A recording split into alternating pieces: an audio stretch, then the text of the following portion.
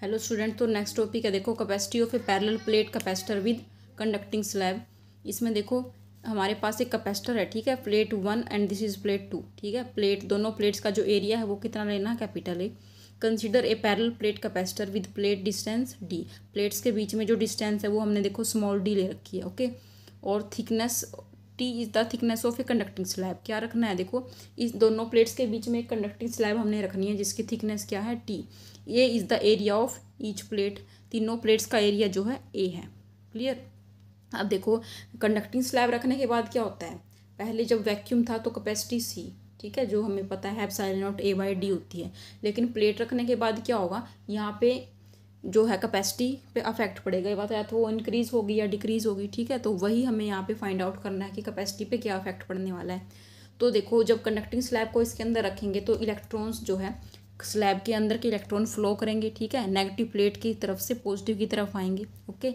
तो यहाँ से इलेक्ट्रॉन गए हैं तो यहाँ कौन सा चार्ज आ गया, पॉजिटिव। यहाँ पे इलेक्ट्रॉन आ रहे हैं तो कौन सा चार्ज आ गया, नेगेटिव, ठीक है। तो यहाँ पे भी एक इलेक्ट्रिक फील्ड इंड्यूस हुआ, लेकिन डायरेक्शन कौन सी हुई, opposite to applied electric field. E naught is the applied electric field, ठीक है, ये इसकी डायरेक्शन है। E P is the induced electric field. लेकिन देखो जो फ्लो ऑफ इलेक्ट्रॉन्स है वो तब तक होता रहेगा जब तक दोनों इलेक्ट्रिक फील्ड इक्वल ना हो जाए, ठीक है। जब E naught equal to E P हो जाएगा तो दोनों के जो है इक्वल हो जाएंगे, ठीक है। E naught equal to E P होने के बाद effective electric field inside this conducting plate will be zero, ठीक है। अब देखो T is the thickness of this plate, ठीक है। तो अब इसके अंदर तो इलेक्ट्रिक फील्ड जीरो हुआ, लेकिन जो ये सेपरेशन है और ये सेपरेशन है, यहाँ पे कौन सा इलेक्ट्रिक फील्ड है जो हमने यहाँ पे अप्लाई किया है, ई नोट, ठीक है। तो पोटेंशियल डिफरेंस फाइंड आउट करते हैं। Potential difference between the plates क्या हो जाएगा, लेट इट बी वी। इसको हमने मान लिया वी है, क्लियर। तो ये पोटेंशियल डिफरेंस कितना होगा, V is equal to potential difference apply करने निकालने के लिए हमें देखो कौन सा फॉर्मूला यूज़ करेंगे, जो हमने पोटेंशियल ग्रेडियंट का फॉर्मूला किया था, potential upon distance equal to electric field, ठीक है। तो पोटेंशियल क्या हो जाएगा, electric field into distance, applied electric field E naught है, ठीक है। कितने डिस्टेंस के अंदर है ये डिस्टेंस कितनी है जो बची, डी माइनस टी होगी, ठीक है, टोटल डी और प्लेट्स इस प्लेट की टी, तो यहाँ पे कौन सी बच गई, डी माइनस टी आ जाएगा, क्लियर। अब ई नोट कितनी है, ई नोट की वैल्यू कितनी होती है, देखो ये एक टॉपिक किया था हमने, दो प्लेट्स का, टू थिन प्लेट्स थी, बीच में अगर सेपरेशन है, ठीक है। तो फर्स्ट रीजन था, देखो फर्स्ट रीजन में electric field zero, third region में इलेक्ट्रिक फील्ड जीरो, और जो सेकंड रीजन होता है बिटवीन द प्लेट्स वहाँ पे इलेक्ट्रिक फील्ड की वैल्यू देखो याद करो, सिग्मा अपॉन एप्सिलॉन नोट होती थी, ठीक है। तो E naught will be sigma upon epsilon naught D minus T, clear. अब सिग्मा की वैल्यू क्या है, सिग्मा सरफेस चार्ज डेंसिटी है तो चार्ज अपॉन एरिया हो जाएगी, प्लेट एरिया ए है तो Q upon A epsilon naught, तो डी माइनस टी, क्लियर है, ठीक है। तो this is the value of potential, okay. Now we have to find out the capacity.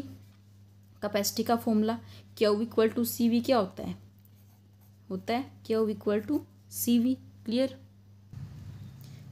Okay. तो यहाँ से सी की वैल्यू क्या आ जाएगी, क्यू अपॉन वी, ठीक है। Now put the value of V in this equation, तो क्यू, ये तो क्यू, ठीक है, यहाँ पुट करनी है वी की वैल्यू है Q by A epsilon naught और डी माइनस टी, क्लियर।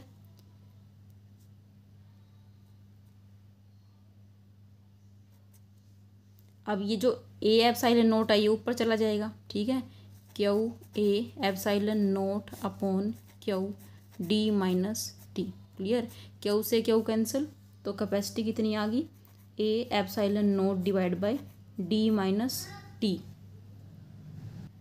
अब देखो यहाँ से डिसाइड नहीं हो पाएगा कि कैपेसिटी पे क्या इफेक्ट पड़ा है, ठीक है।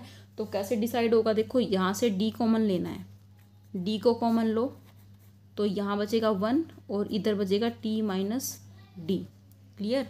अब देखो ये फॉर्मूला है A epsilon naught upon D, किसका फॉर्मूला होता था, ये भी कैपेसिटी का ही फॉर्मूला है, when there is vacuum between the plates. जब दोनों प्लेट्स के बीच में वैक्यूम हो तो कैपेसिटी का फॉर्मूला होता है, इसको हम सी नोट पुट कर देते हैं, ठीक है। सी नोट यहाँ पे बता देंगे, here C naught equal to A epsilon naught divide by D, ठीक है, इसको सी नोट लिख दिया, upon 1 minus T by D, यही बचेगा, ठीक है। तो सी की वैल्यू हमारे पास आ गई, C equal to C naught 1 minus T by D. Okay, तो this is the formula for capacity. अब यहाँ से देखो, ये हमारे पास कैपेसिटी है जब वैक्यूम होता है प्लेट्स के बीच में, ठीक है। ये किस ए एप्सिलॉन नोट किससे डिवाइडेड, डी से। यहाँ पे देखो, अगर इस कैपेसिटी को हम 1 माइनस टी बाई डी से डिवाइड कर दें, ठीक है, तो कैपेसिटी क्या फ़र्क पड़ेगा, इससे इंक्रीज होगी। क्लियर? कैसे इंक्रीज होगी, देखो, अगर देखो हम ये चीज़ जो ये हमारी टी बाई डी टर्म आई है, अगर ये टी बाई डी टर्म हो 1/2 के इक्वल, ठीक है, अगर इसको मान लो ये हाफ है, ठीक है, ओके, तो मान लो ये टी 1 के इक्वल है और डी 2 के इक्वल है, ठीक है, तो 1/2 होगी ना टी बाई डी की वैल्यू। क्लियर? तो अगर देखो यहाँ पे हम पुट करें C naught 1 minus T by D की वैल्यू 1/2 है, ठीक है, कितना बचा, 1 में से 1/2 गया तो 1/2 ही बचेगा, ये 2 कहाँ चला जाएगा ऊपर, तो ये आ गया 2 टाइम्स सी नोट, ठीक है। तो ट्वाइस हो गई, ओरिजिनल कैपेसिटी जो होती थी जब वैक्यूम है प्लेट्स के बीच में, उसकी ट्वाइस हो जाएगी, यानी कैपेसिटी तो इंक्रीज होगी, ठीक है, इंक्रीज हो गई कैपेसिटी। ठीक, क्लियर? अब यहाँ से पता चल गया, यानी on introducing conducting slab there will be increase in the capacity of capacitor. Okay, here C will be greater than C naught, that is capacity increases on introducing conducting slab. Okay, और एक special case इसके अंदर क्या है, देखो,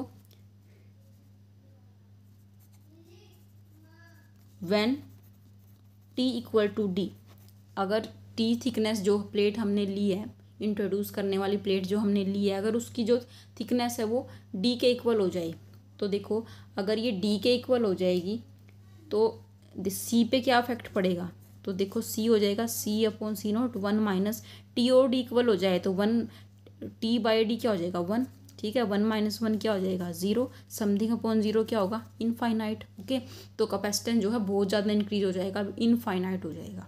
clear? Okay, clear है ये बात? क्लियर? ओके।